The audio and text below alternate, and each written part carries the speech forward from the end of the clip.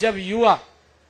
नौकरी के लिए विधायक, मंत्री, मुख्यमंत्री के चक्कर काटता था, परंतु इन 10 वर्षों में ना तो वो किसी विधायक के चक्कर काटता है, ना किसी मंत्री के चक्कर काटता है, ना किसी मुख्यमंत्री के चक्कर काटता है। हमें खुशी है अगर वो कहीं घूमता है तो कोचिंग सेंटर के ही चक्कर काटता है और उसको बिना पर्ची, बिना खर्ची के हमारी सरकार नौकरी दे रही।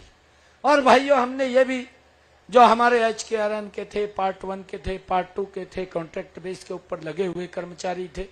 ऐसे कर्मचारियों को भी हमने सुरक्षित करने का निर्णय हमारी सरकार ने लिया। 1,20,000 ऐसे कर्मचारी हैं जिनको इस के तहत उनको लाभ मिला है। और जब हम देखते हैं कि आज युवा मेहनत करता हुआ दिखाई देता है और वो सरकार को उसको मालूम है कि सरकार के अंदर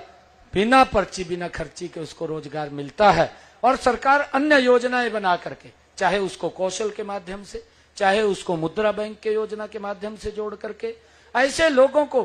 कौशल के साथ, मुद्रा बैंक के साथ जोड़ करके अगर वो अपने पैरों के ऊपर खड़ा होना चाहता है, हाथ का दस्तकार है, सरकार उसको मजबूती से खड़ा करने का काम करती है। हमने इसकी दृष्टि से हरियाणा के अंदर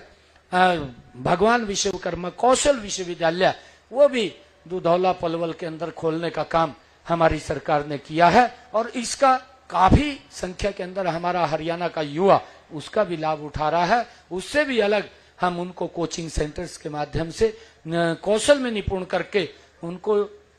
इंडस्ट्री के अंदर कहीं न कहीं रजिस्टर करने का काम करते हैं। वो भी एक बहुत बड़ी संख्या है। जिन युवाओं को हमने पिछले 10 वर्षों के अंदर कहीं न कहीं इंडस्ट्री के अंदर रजिस्टर करने का काम किया, चाहे मेक इन इंडिया के माध्यम से देश के अंदर, प्रदेश के अंदर नई इंडस्ट्री लगाने की बात हो, इन्वेस्टर्स को हमने इनवाइट किया, और इनवाइट किया तो यहाँ पर उन्होंने रुचि दिखाई और यहाँ उनको सुविधाएं देने का काम हमारी सरकार ने किया, और इस कारण से बहुत सारे इन्वेस्टर्स वो हरियाणा के अंदर आए।